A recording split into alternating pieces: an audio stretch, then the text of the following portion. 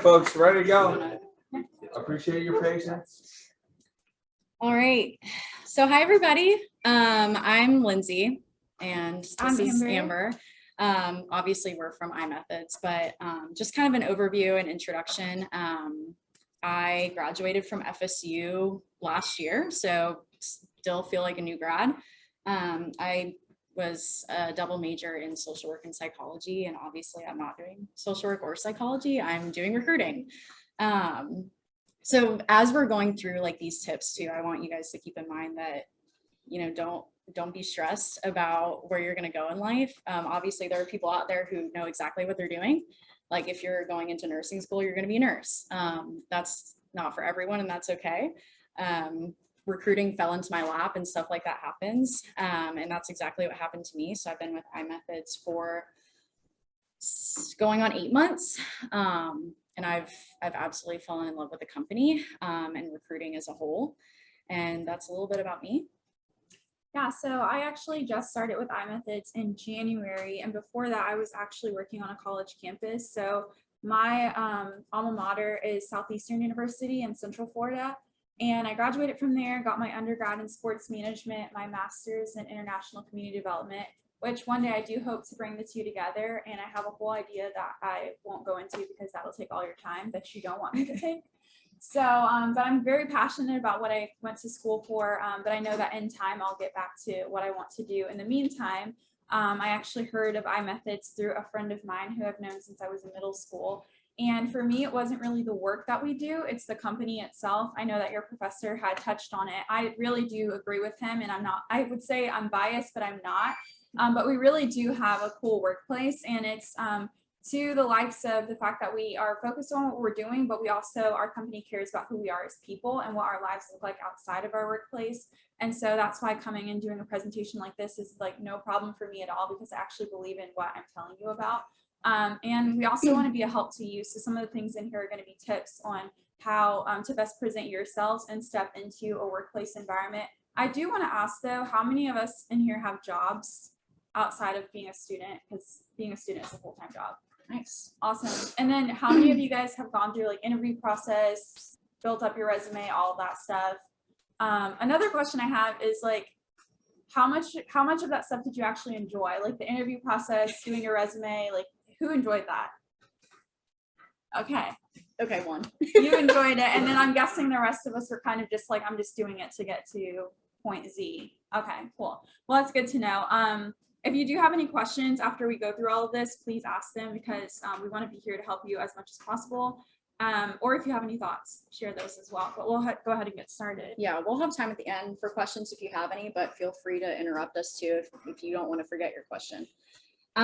This is just an overview, so we'll go over resume tips, interview tips, what to do, what not to do, the best things that we see on our side to set yourself apart. And then we'll also talk a little bit about, you know, iMethods at the end and life of a recruiter. Some of you might not even be interested in recruiting, but might as well tell you while we're here.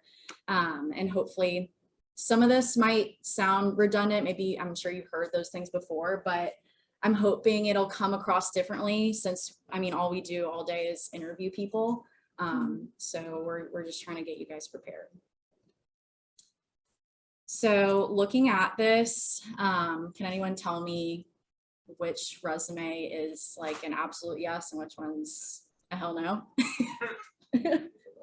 Yes. Yeah. Do you have like first things that pop at like why it is? The format on the right side kind of looks juvenile. Yeah. And the other one's professional. Yeah. There's something to add. I have never been told that we are said that we're supposed to be using any kind of color. I was Yes. told always black and white. Yes. You would be surprised how much we see that though. So that's why when I say some of these sound very basic tips, but we actually see it all the time. And that's a good point. So yeah, definitely no color. The font's really hard to read. So, I mean, that's another issue. And then it just, even though, you know, the left might seem boring, I guess, it's just easy for us to read, especially as recruiters and people that are hiring people, you know, you guys. Everything's in order from, you know, dates, and it just looks nice and put together. I don't know if you have anything to add on that. The email does caught me off guard. I noticed that hot stuff, baby. Yeah, like, you know, when we were growing up, we had those weird emails. Like, I think mine in middle school was like blue sparkle something. Like, it's embarrassing. So make sure, like, when I graduated, I made a professional email that, you know, just had my name. So that helps too. But good point. I didn't even think about that. I know I've already talked about contact information. It's helpful for us to read it from, obviously, you know, email, phone number. Some people put also where they live, which helps too. I know that sounds kind of weird, like you're putting out all your information to us. But again, like all your contact information needs to be on there. And then chronological, you can put like the last one, if you had education up at the top, that's fine. Some people do education at the bottom. That doesn't really matter, but that work experience should be from most recent and then down. Again, just because we can read in chronological order. Another thing I want to add to that too is that if you notice there's the months on there, that is a big yes, because if we just see the year, we can't figure out exactly, I mean, a year's long. We can't figure out, you know, where you're going, and we're going to have to ask those questions. It just helps us to figure out, you know, hey, I did this from this month to this month. And it definitely looks like you've got yourself together. LinkedIn profile. Yes, I didn't do that. I also didn't have a LinkedIn upon graduation, which is so bad, because I didn't have a class like this. I didn't have anyone to help me. That's a big thing, so that we can immediately, you know, go from resume, click the link, or, you know, type it in our computer and see your LinkedIn and see your network, and, you know, see what you're interested in, who you're following, all that good stuff. Yeah. And I would say LinkedIn is more important nowadays, because I feel like that personal connection, like the internet is like the closest thing to being in person now, especially when you think about everything being done digitally, like the Zoom call that's happening right now. When we see that picture, like Lindsay said, we speak to people all day long and we're kind of interviewing them. But when I go on their LinkedIn profile and I'm talking to them on the phone, when I see their picture, there's more of a connection there. I actually know what that person looks like. And then also they're checking out my LinkedIn profile as well. So they see my picture, they know who they're talking to as well. And one thing that just kind of going into the stats of LinkedIn, when you have a photo on your LinkedIn page, people are more apt to actually go visit it and check you out, rather than when you don't have one, you're kind of just like, who is this person? Like, they have all this information here, but does it all add up? Is this person actually, like, do they actually exist? So having that picture is very important. And I think we'll touch on it a little bit more of like what type of picture you want to have versus what you don't want to have on your LinkedIn is very important as well. Yeah, and even I think it's already in this slide, but even having it, like, you want your LinkedIn to match your resume identically. Even the little stuff like volunteer experience you can put on there, but you want to make sure it looks identical, because it comes up as a red flag, even if it's a mistake. Obviously, if it is a mistake, you can say that, and that's fine. People make mistakes all the time, but if there's a lot of things that are off on your profile versus your resume, it's kind of like, are they lying? So that's a big one as well. Oh, LinkedIn, here we go. I know how to build a network sounds very broad. And I know Amber can touch on this. Like, we talked about this the other day. Like, it sounds kind of scary. I don't know, like, if you want to explain what your thoughts are on that. So I am more like, I don't know if everybody knows their personalities, but I'm more of like an introvert more than an extrovert, which is funny because I'm standing in front of this room right now, but I feel like there's a lot of like preconceived notions about what does what. But when it comes to being an introvert, the word network always scared me, because I was just like, oh my gosh, that means I'm gonna have to walk into a room, socialize with like 10 people, and then become their best friend, and then connect with them on like Instagram and LinkedIn. And so that was like really daunting to me, because I was like, okay, like, what does it really mean to build a network? But really, it's just like finding that common connection between people and making that connection known in some way, whether it's you get their phone number, now we have LinkedIn, you add them on Instagram, whatever, but you don't have to like go deep with somebody in like 5 seconds. I don't know about you guys, but like, I'm not that kind of person. I warm up to people and then like I'll start going deeper. But building a network is so easy. It's just as easy as having one conversation. And I don't know if you guys have talked about like the levels deep, like you meet one person, you can know 5 others just by knowing one person. So that's kind of a network too. By just connecting to one person, you're able to connect to 5 others. Have you ever been in a conversation with somebody and you're like, you know that one friend, so I know Lindsay, but I'm like, oh, I need somebody to like sell me these shoes. And she's like, oh, I have 3 friends who do X, Y, and Z, and they probably have that shoe, like, oh, Jordans, like all the time. People are selling Jordans. My husband's super into that. But now people have Instagram pages where they like sell them and auction them off and stuff. And my hairdresser, her husband literally does that. And I'm like, my husband's been looking for these Jordans for our son. And she was like, oh, my husband has those in stock. And I'm like, wait, what are you talking about? She's like, oh yeah, go check out his Instagram page. And lo and behold, they're sitting there and Christmas is right around the corner and we can get them. But like that, just by knowing her, I knew so many other people. So just think about it in that way too. You never know who you're connected to just by being connected to one other person as well. So that kind of like shrinks the daunting factor of like what a network is. Just think about it in that way too. How many of you guys have LinkedIn? Do all of you have it? Yeah. That's awesome. Yeah, that's awesome. No, that's good. So when, I mean, y'all might already have a ton of connections, but when I started, I was like, what am I gonna, like, how am I gonna start that? Because in all transparency as a recruiter, when I'm looking through people on LinkedIn, if they have like 2 connections, I actually won't reach out to them. It's just one of those things where it makes me think like, oh, either they're not active at all. So even if I do reach out to them, they're not going to answer me, or they're just not looking for a job. They're not interested in talking to people or networking. So definitely like, even if you hardly know the person, send them a connection. I went through like all of my mom's and dad's friends, like every single person in the neighborhood and that I knew growing up, and it was like sending them connections, like just anybody. I even like have a bunch of people that connect with me now that I don't know, which is fine. You're building your network, and that can always come in handy. And then as far as activity, I'm guilty of not doing this very well, but it helps too if you're, you use it kind of like Facebook. I'm starting to do that now where I'll read posts.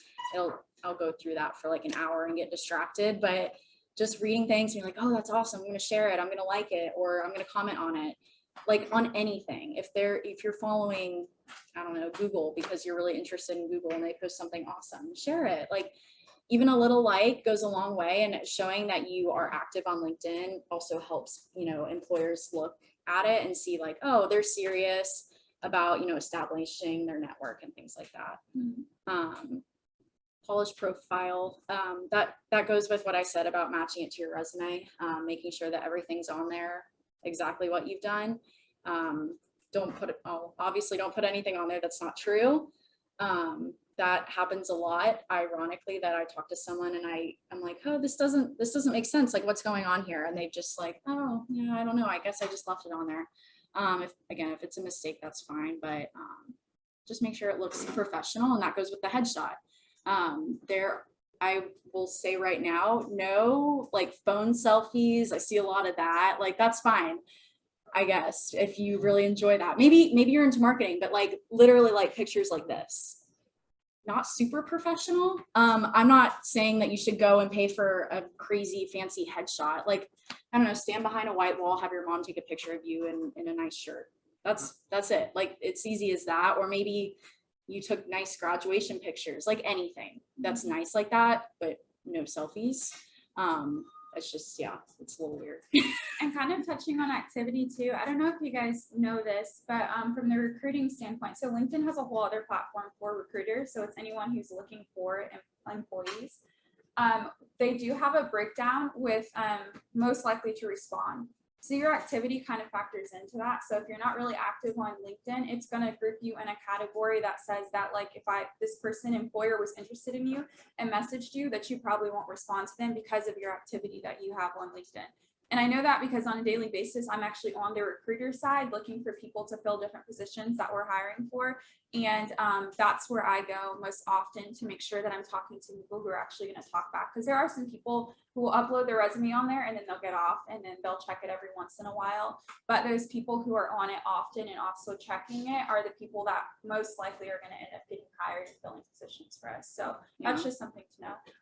So should you like still respond like, no, I'm not interested to recruiters? I totally would. Mhm. I was just gonna say that. Yeah, that's a good question. So, I mean, I get it. Some recruiters have a bad rep, and a lot of them are not good recruiters and they're annoying. But I would still, even if they're badgering you, respond, and just say, thank you. I really appreciate it, but I'm not looking or I'm not interested in that. Or even if you wanted to respond and say, hey, you know, I'm actually interested in this. Do you know of anybody? Again, building your network, but definitely respond, even if it's just saying no, thank you. Because that tells our system on the backside of recruiter that says, hey, they respond. So more recruiters or, you know, other people will reach out to you. Yeah, you're most often not going to get another message. If, oh, like say for our team, if you were to respond, what's your name? Samantha, is it? Is it? Caroline. Okay, you're Samantha. So if Caroline tells us like she's not interested, but reach back out to me at this moment, we put that note in our system. If you don't respond to us, like 2 days, 3 days later, somebody else is going to message you because we never really got like a idea of where you're at. Also, when I think about it, just think about yourself. Like, how do you want to be known? How do you want to represent yourself? Your personal brand is also on the line as well. So if you don't answer messages, I think also that's just a chance for you to kind of like let people know what you're about, like your consistency and your follow through. And so if it were me and I were in your chair, Caroline, and you got a message from a recruiter, as annoying as it could be, because you're being reached out to all the time because you're so awesome and like you can provide so many great things to people. And I'm not saying that jokingly. Like if you respond back, hey, I'm not interested, but thank you for considering me. I think that says a lot about you and that goes a long way as well. And so like I'm always about faithfulness in the small things, like even those short replies, like people can still speak for, okay, like I spoke to Caroline, she's really sweet, she's not interested. And then we move on from there. So just think about yourself too and how you want to be representing yourself when you're getting those messages. But if somebody's blowing you up, like at some point you just gotta, That's like, annoying. Yeah. yeah, You don't have just- to answer that. Yeah, you but- don't have to answer it every single time. Yeah, So, I yeah. definitely think that's a good point. Mhm. And don't be afraid to ask like a recruiter or whoever is talking to you about a job, like, hey, you know, like if I were to reach out to you and I said, do you want to be a recruiter at iMethods? You're like, no, but I'm interested in this. This is kind of my career goal. Do you have this option at your company? And if not, like, do you know anyone in your network? Like, absolutely do that. Like that is our job.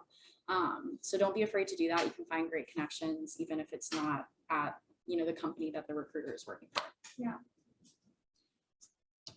Oh, did I skip something? No. Okay. Okay. So interviewing, which is what we know quite a bit about. Okay, this is a lot. Again, some of these seem pretty basic, but we put them on there because we do see them all the time. Preparation. Definitely before you're going into an interview, take the time to, I mean, you don't have to go in depth, but look at the company's website, look at their values and, I don't know, just explore as much as you can so that you can be prepared to ask those questions. And you know a little bit about the company. Obviously, you're not going to know the ins and outs of the company. That's why you're interviewing for the job. But it just helps and it shows that you're professional, you're ready to learn, and you're really interested, if hopefully you are. That also goes with coming with questions and resume.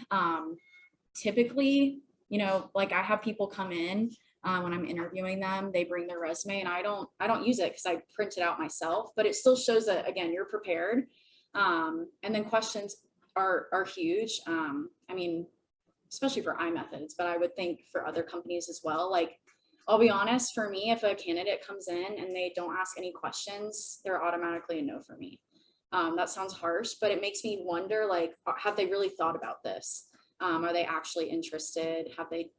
Do they know what they're getting into?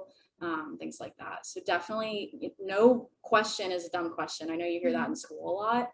And I'm serious, like ask as much as you want. It shows again that you're interested. I would also say too, to her point, repeat questions are okay too, because the way that I thought about it is, I think when I came in, I had like 5 questions, but I asked the same questions to everyone. And why? Because everybody has a different perspective. And so depending on who you're talking to and what their approach is to the job, you're going to get a different answer. So if you only have 5 questions, like don't belittle your 5 questions or your 2 questions, because you're going to get a lot of different answers. And that's what happened to me. I ended up having like a list full of everybody's different approach to a certain question. So it's okay if you just have a few as well. Absolutely. That's a good point. Dress appropriately. Always better to overdress. I give tours at iMethods if you guys ever want to come. But when I give those tours, I really look for that. Obviously, when they ask me, I'm like, well, business casual. But always look as nice as you can is my perspective on that.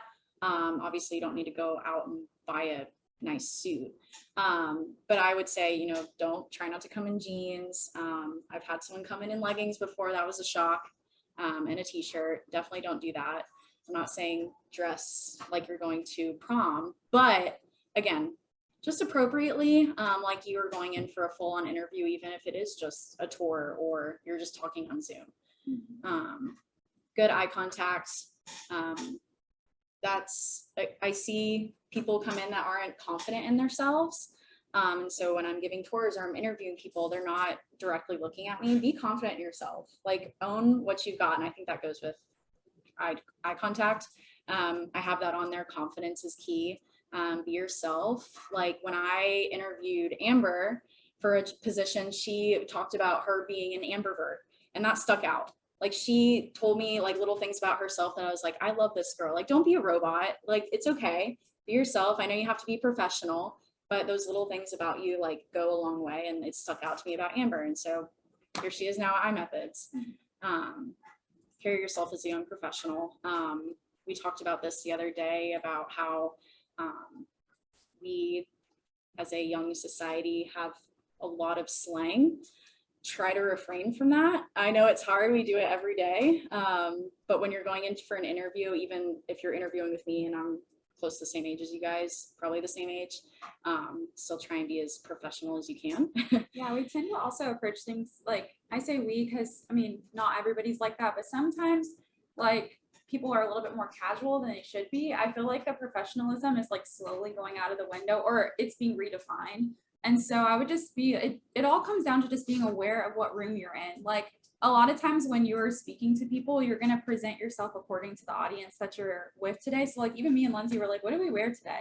And she told me, this is what I'm going to wear. Like, I'm not going to walk in here with like a 3-piece suit because you guys are going to be like, I don't know. I feel like y'all would block me out of your minds because you're like, that is not aesthetically pleasing. I don't want to, like, I don't know. She doesn't seem like I can relate with her. So we wore, like, obviously I would wear this on a regular basis, so I didn't change myself for you, but I had to be mindful of the audience that I was going to present myself to. So the same goes for when you're in a room and you're interviewing, be mindful of who you're going to be interviewing with. And that goes back to research too. If you do your research, you might have an upper hand on knowing who you're going to be sitting in the room with. And so I think that's just like really important. And if you don't know, you have people that you can lean on to ask questions like, hey, I'm about to go interview with Amazon. Like, what should I wear? And you have people who have been in the workforce for a while who can kind of give you like an idea of how you should walk into the room as well. Yeah, even if they say like business casual or we're a very casual environment, I would still dress up. Honestly, it makes you look very put together. Yeah. Be early. That's what I say too. That's the next bullet point. It just helps. Obviously not an hour early, but it just, again, makes you seem very put together. Does anyone know what the STAR method is in an interview? No? I had to write it down because I always forget. So it's fine if you guys don't know. Has anyone used it before? Heard of it? Okay. Yeah. Well, I'll tell you what it is. It's situation, task, action, and result. So if you're asked a question in an interview, that's kind of the way you approach it. Start by sharing the situation. Like if I were to say, tell me about a time where you were in a bad situation with a customer at work, and how did you overcome it or something like that. Describe the situation. Describe the responsibility in the process, which is the task. Talk about the action. So what steps were undertaken to move towards the outcome, and then the result. So what happened? This is helpful. I also wouldn't say don't focus on it either, because like for me, I didn't use this in the interview and I got hired. And also don't focus on it to where it's going to mess you up. It just helps you like put things together, like your answers, like describe the situation, tell me what the outcome is. I would say really focus on the outcome part of your answer to those types of questions. Because if we ask you about a mistake, we're not really necessarily worried about the mistake, but rather how you overcome something. Be transparent. In my interview, I talked about a time that I was serving in a job in Ponte Vedra in high school. And I spilled beer on a guy that was like top dog at Ponte Vedra in a club. I was mortified.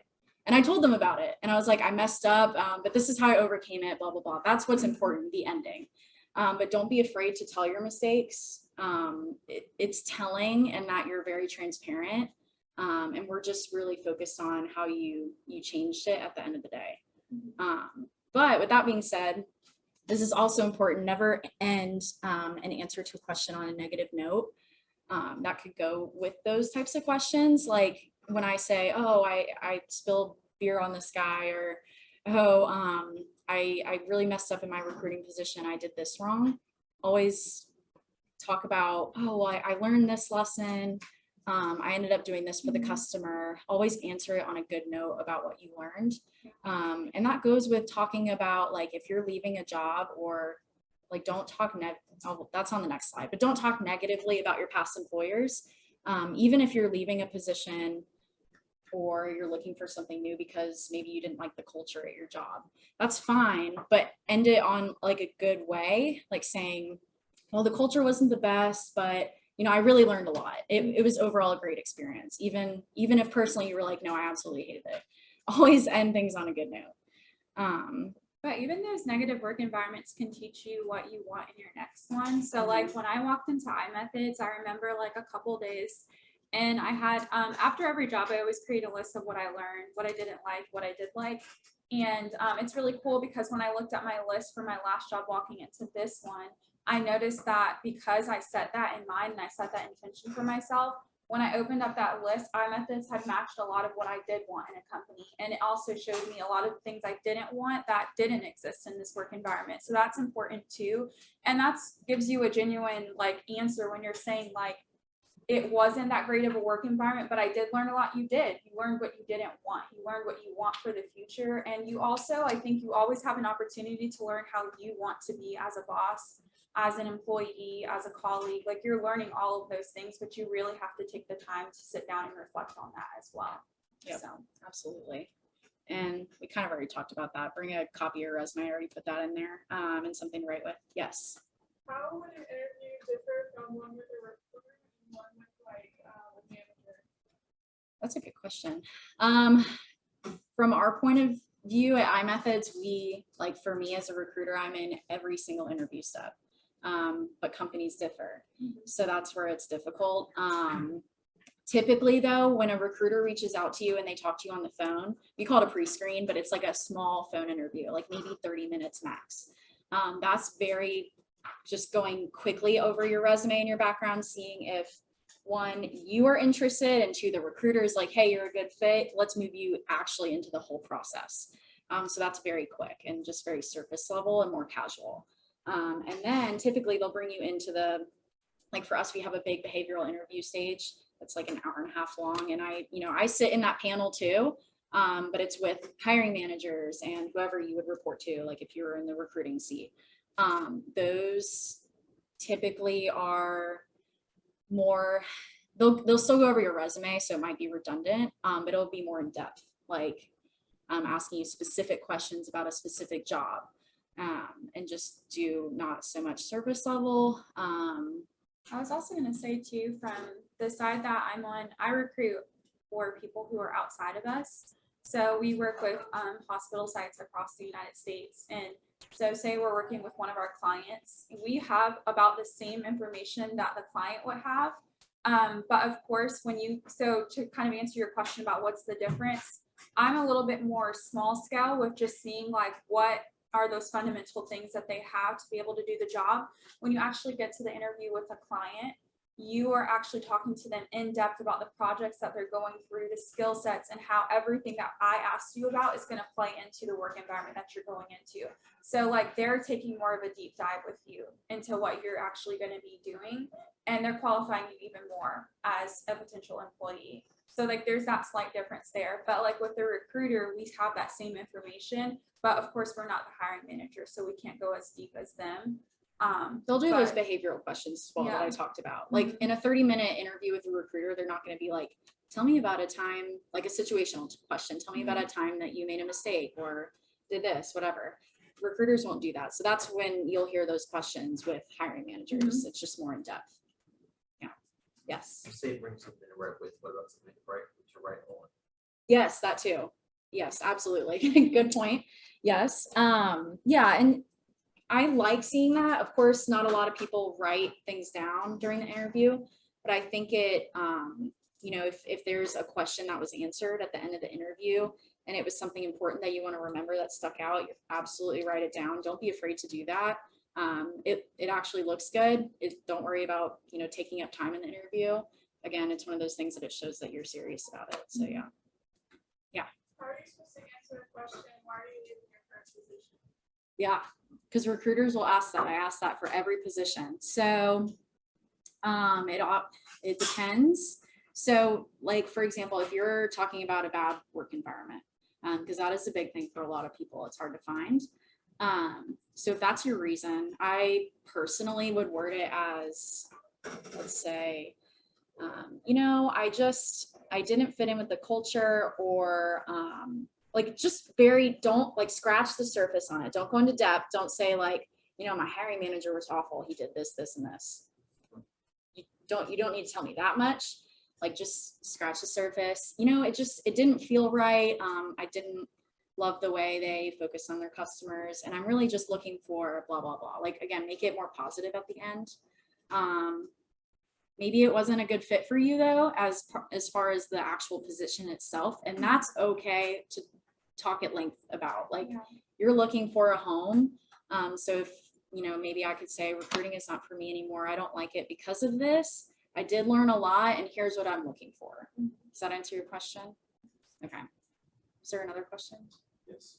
Is it considered inappropriate time to I've had someone do that. I don't know if I would say inappropriate. I would rather though it be written. That is a really good question. I would stray from the phone. I get it because that's all we do now is we're on the phone and on the computer. So it's not like a hard no, but you're right. I would rather see pen and paper. Yeah.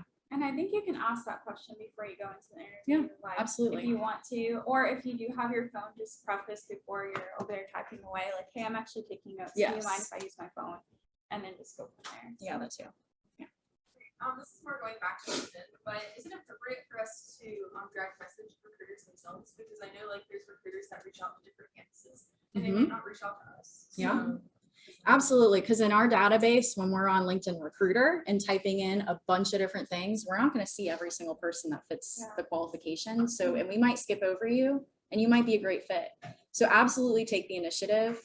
And they'll respond and be honest with you like, hey, I really don't think this fits, but we can still have a conversation and talk about it. Absolutely do that. Yeah, for sure. That's a good question. Anything else?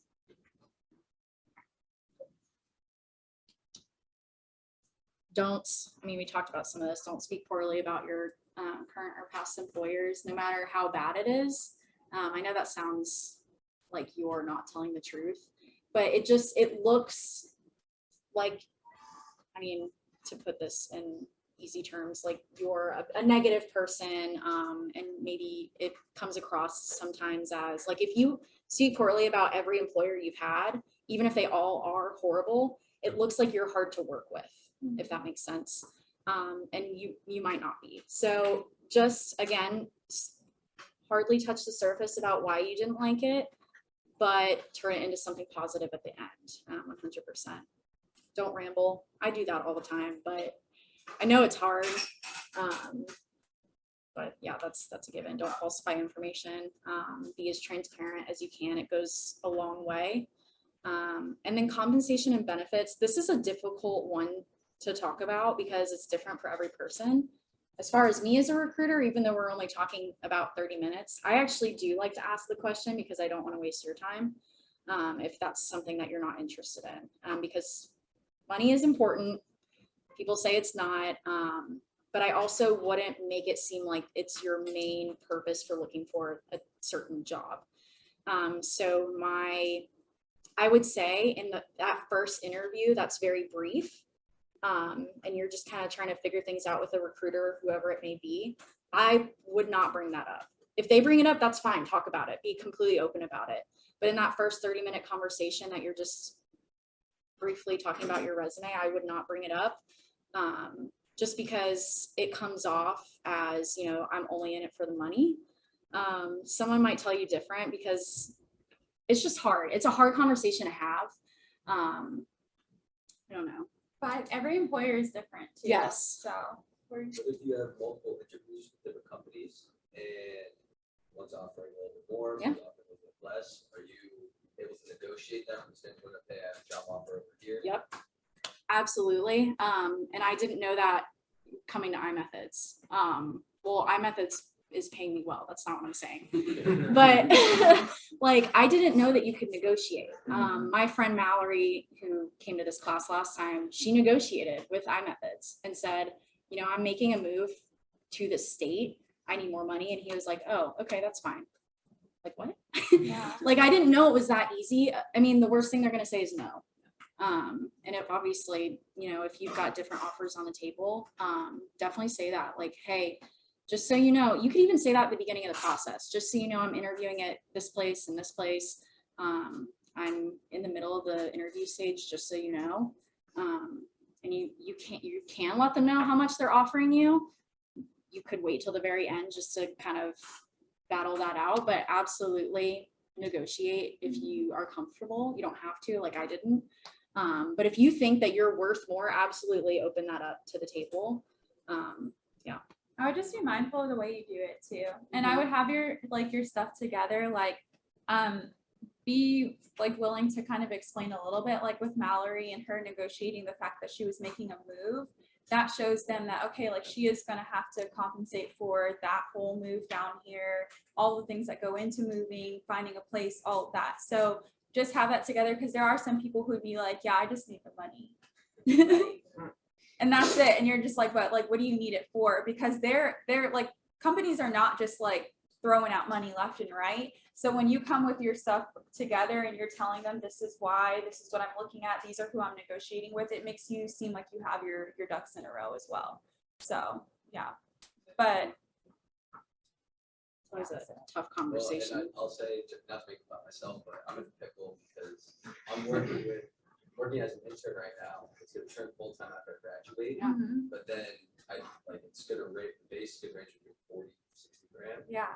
And then I'm a financial planning major, which this job is financial planning. Okay. And I could go make 7+ Mhm. right out of college. So Right.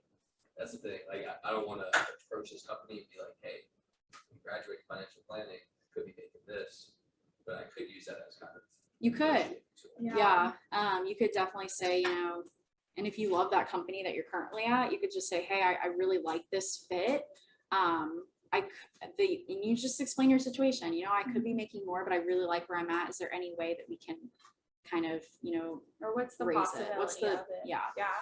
And From you a- have a sorry. relationship with them too. So I think Yeah. that helps too, because they know what you're all about. So it's not going to be like some random guy walking in the office being like, give me like 60 or I'm out. Yeah. Like you've established rapport there. They know what your work ethic is. So the conversation shouldn't be that bad because they know who you are.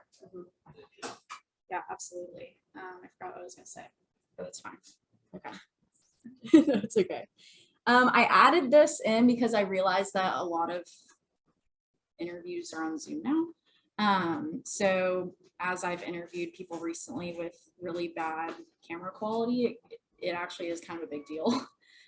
Practice with technology. So try and log in way before time, just to make sure that you log in correctly, because you don't want to be late. Look into the camera. I know it's hard because no one's really in front of you and you've got a different room to look at, but really try and focus on looking at them. Professional backgrounds, you know, if you're in your room with like an inappropriate poster in the background, definitely don't do that.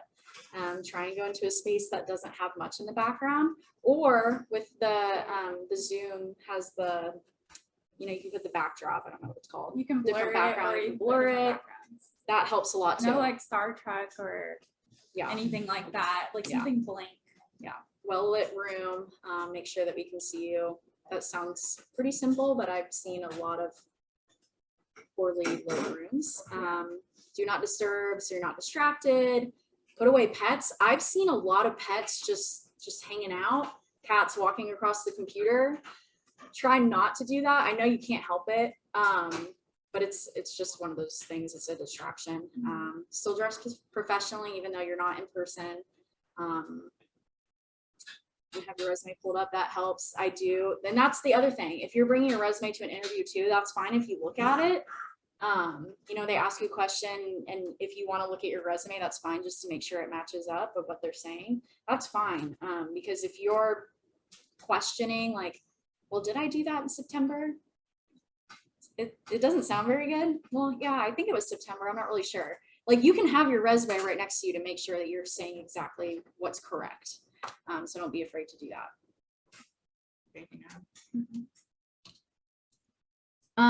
Okay.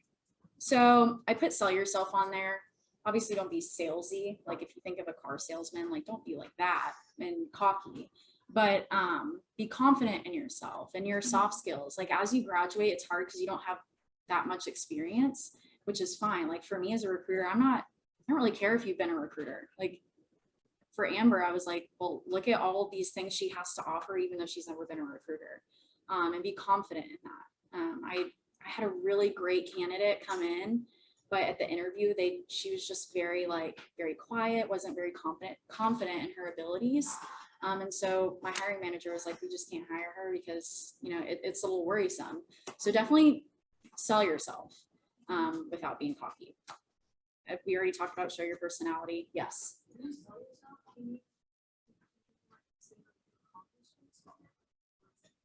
Yeah, absolutely. Yeah. Like for me, like in my interview, I held like many positions in Relay for Life, and I harped on that a lot. I was like, listen, I led a team of people in college and I did this. And, you know, I really think that those skills would make me, you know, good in the recruiting seat. And I do have a lot to learn, but blah, blah, blah, blah, blah. Yeah. Something that is talking about his recruiting process for working for him. He talked about like a lively balance when you're talking about past positions. So is that something that factors into like also where you're kind of giving credit more so to the team or organization, more so to saying like, I did this, it's like we accomplished this? That's a good question. You obviously want to be honest with what you actually achieved, Yeah. but it is truly part of the team. Right. That's a good question. That doesn't stand out to me in the 30-minute conversation I have with people. Like that quick surface level, you know, that doesn't stand out in either or, but as far as the in-depth interviews that you'll have with hiring managers, I mean, again, definitely, you know, say, yeah, I reached this goal in revenue, like if you're in sales. But yes, if you're just like, well, I mean, how did you know, maybe you could turn that into, I did this goal, I hit this goal, I was on top of this. But this company has really, you know, taught me a lot, and you could turn it into that. That's an interesting, yeah. I think that also, I would say that's a great question, because when you have that balance, it shows that you not only care about your progression, but you also are bought into whatever company that you're working with. So I would definitely keep that. And I think that's like such a great tip. Yeah. Because at the end of the day, like companies are not hiring for like a good time. They're hiring for a long time. Like they want people to sustain in their company, and turnover doesn't look good. If you're going on like Glassdoor and you see like people like dropped off like 3 months, and then it's like another 3-month mark came and another person dropped off, you're going to be like, I don't know if I want to work for this, because like it doesn't seem like anybody wants to stay for a long time. So I would definitely say have that balance in there, because it's important, and that person's going to be like, okay, like I really think that Nicholas cares about this company, and that he is going to want to see us sustain our growth and see us reach our goals as well, and we want to help him do it as well, reach his goals. So yeah. Awesome. Thank you note. That sounds so basic, but that like goes such a long way in my opinion. Even after a 30-minute conversation, I've had candidates email me and say, again, thank you so much for your time, I really appreciate it, I look forward to hearing from you. That's it. Like that goes such a long way. After every interview that you have, even if you didn't like the interview, that's fine. And if you're about to drop out of the interview process, still do the same thing. Like, thank you so much for the opportunity. I don't think this is a good fit, but again, I appreciate your time. Like that goes a long way. And I highly recommend that. So. We added this in here just for like some things that like, especially for me, I wish I would have done or did better.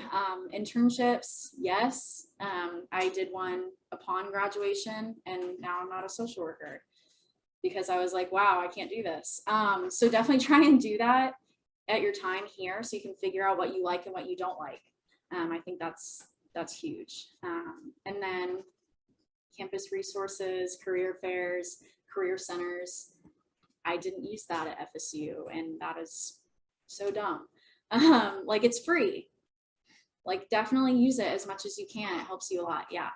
This is like more of a personal note. It's like a recent college grad. Things like my roommate works for an enterprise and they really take advantage of her there. And they've been trying to get her to like move to. Yeah. But she has like set in mind that she needs to stay there for like a full year. So what advice do you have to like helping your friends who are like stuck in these like bad decisions? I get the concern because definitely that is a good point that if you're job hopping in your life, it looks bad. But if you have a good reason and you're not job hopping from other places in the future, that's fine. I would say get out of it. Just because if you're not happy, you're just gonna hate your life. You want to like your job and what you're doing every day, but the culture is just as important. I understand wanting to be there for a year at least because it looks good and not job hopping, but that's what she can say in an interview. Like, I really wanted to stay there, but it just really wasn't a good fit. That's a good point. And then figure out your passion.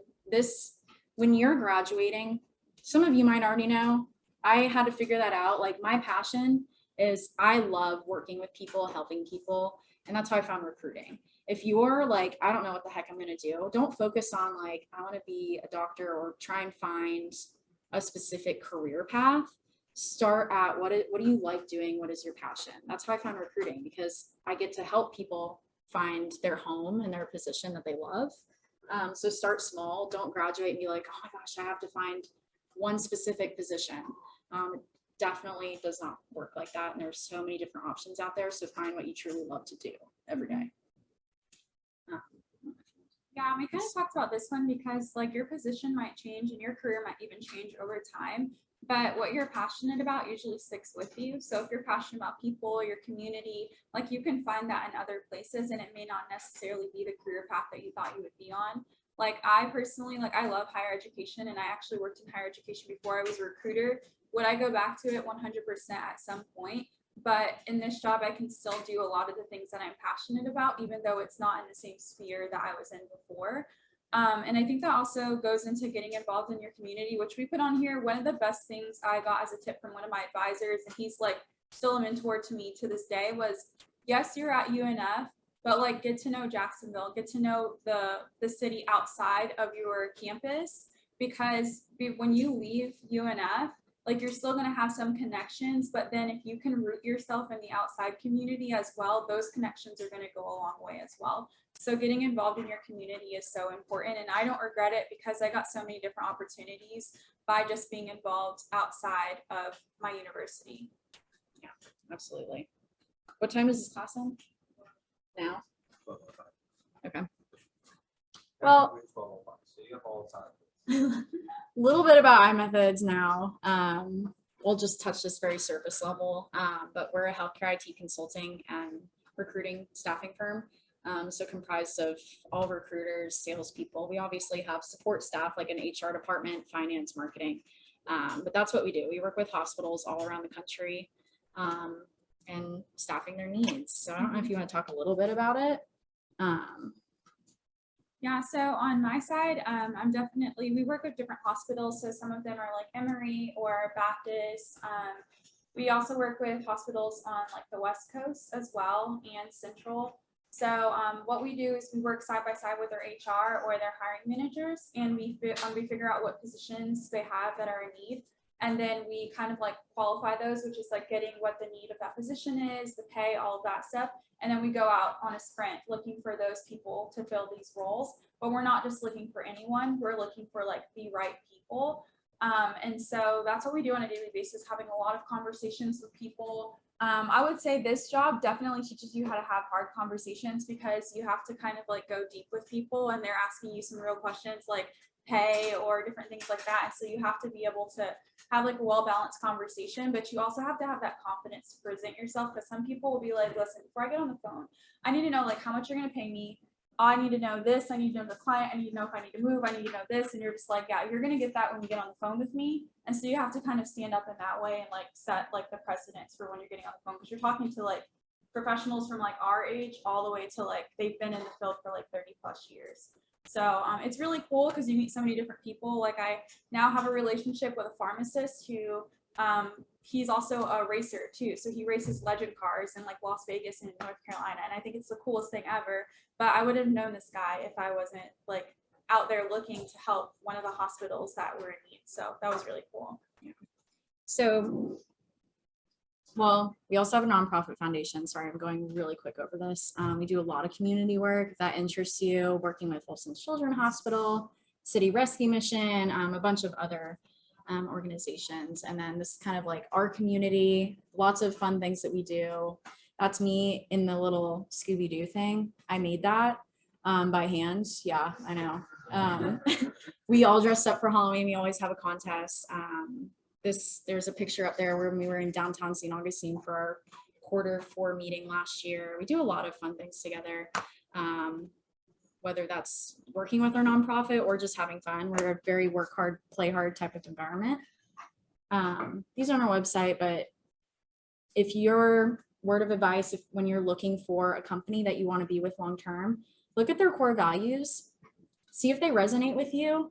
And make sure that they actually speak on that, because a lot of companies will just post it and never talk about their core values ever again. This is a part of our everyday life at iMethods, and so you want to find somewhere that you love. We already talked about that. We are hiring, and I would love to hire people from UNF, being a local. So I'm looking for another internal recruiter. If you love talking to people and interviewing. I'm not leaving. I just need someone to help me because there's a lot of things I need to do. Healthcare IT recruiters like Amber. We also do internships. Right now I'm looking for a finance intern for the summer. We have a marketing intern right now. We've done HR. So if you're interested in that as well, you're more than welcome to reach out to me. Social media, we have Instagram, Facebook, LinkedIn. Totally follow us on there. Share all of our posts. If you want to scan this, you can visit our website. I can put my information on there as well, my contact information. If you could even contact me, oh, this is Dean. He put his information on here because he helps with resumes. If you're interested, you can contact me about it. Here's my email and phone number. Again, you could, even if you're just asking about an interview that you're about to go for, totally reach out to me. It doesn't have to be about iMethods. I would love to help. So yeah, that's it. Thank you. So Lindsey, Amber, thank you so much. Yeah.